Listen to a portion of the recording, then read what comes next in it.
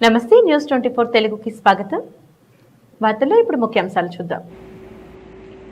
చౌడపల్లి మండలం దిగువపల్లిలోని శ్రీ బోయకొండ గంగమ్మ ఆలయంలో భక్తుల నుంచి అధిక వసూళ్లు, సిబ్బంది దురుసు ప్రవర్తనపై తీవ్ర విమర్శలు వ్యక్తమవుతున్నాయి. మదనపల్లికి చెందిన ఓ భక్తుడు కుటుంబ సభ్యులతో దర్శనానికి రాగా మొబైల్ కౌంటర్ వద్ద సిబ్బంది అమర్యాదగా ప్రవర్తించినట్లు ఆరోపించారు. అలాగే కొండపైకి వెళ్లే వాహనాలకు టోల్ ఫీజులు, మొబైల్ కౌంటర్ ఛార్జీలు, ప్రత్యేక దర్శనాల పేరుతో అధిక మొత్తాలు వసూలు చేస్తున్నారని భక్తులు వాపోతున్నారు. దేవాదాయ శాఖ అధికారులు స్పందించి అక్రమ వసూళ్లు, సిబ్బంది వ్యవహార శైలిపై విచారణ జరిపి చర్యలు తీసుకోవాలని భక్తులు కోరుతున్నారు. మాకు కొంచెం ఇట్లా ఉన్న పరిస్థితుల్లో ఇట్లా స్వామి మాట్లాడాలా, ఇట్లా పంపిస్తామా అని చెప్పాను. కానీ మేడం అంటే ఫోన్తో సహా నువ్వు కూడా ఇంటికి వెళ్ళిపో అనే కారణంతో చెప్తారు. వాళ్ళు అఘోరంగా చెప్తారు. మేడం అందరికీ చెప్తారు. నేను చెప్పడం ఏమంటే, చేస్తున్నది తప్పు. మీరు ఫోన్లో డబ్బులు తీసుకోవడం మీద చేసిన చాలా తప్పు చేస్తున్నారు. అఘోరంగా అందరి భక్తుల్ని అఘోరంగా ప్రవర్తించడం చాలా తప్పు. దయచేసి ఈ బోయకొండ సంస్థ అందరూ అంతా బాగా చూసుకొని ఈ సంవత్సరం అంతా చేయాలని నేను కోరుకుంటున్నాను.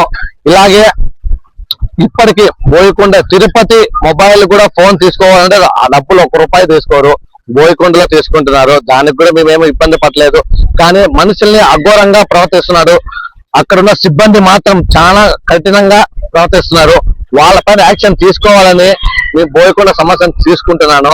ఈ తీసుకోకపోయే సమయంలో మేము పెద్ద ఎత్తున కలెక్టర్కి కూడా నేను విన్నపం ఇచ్చి నేను పెద్ద ఎత్తున నేను పోరాడాలని కోరుకుంటున్నాను. దయచేసి మీరు చూసుకోవాలని కోరుకుంటున్నాను. చిన్న విషయము, డిఓ గారికి నేను చెప్పడం విన్నపం ఏమంటే, మన పక్క రాష్ట్రాల నుండి పక్క నుండి వస్తున్న ఎంతో మంది మన అమ్మవారిని చూడగానే వస్తున్నారు. వాళ్ళని మన ఇక్కడ ఉన్న ఎంప్లాయీస్ కానీ వీళ్ళ కానీ వాళ్ళ పట్ల అసభ్యంగా ప్రవర్తిస్తూ వాళ్ళని ఎలాగంటే అలాగ మాట్లాడుతూ దూషిస్తూ అలా చేస్తున్నారు. దయచేసి మీకు మేము విన్నపిస్తున్నాము. ఈ విషయాన్ని మీ పట్ల వినిపిస్తున్నాను. ఎందుకంటే మీరు ఈ విషయాన్ని మీ కఠినంగా తీసుకొని, మీ ఉద్దేశంగా తీసుకొని మీరు ఈ సిబ్బందిని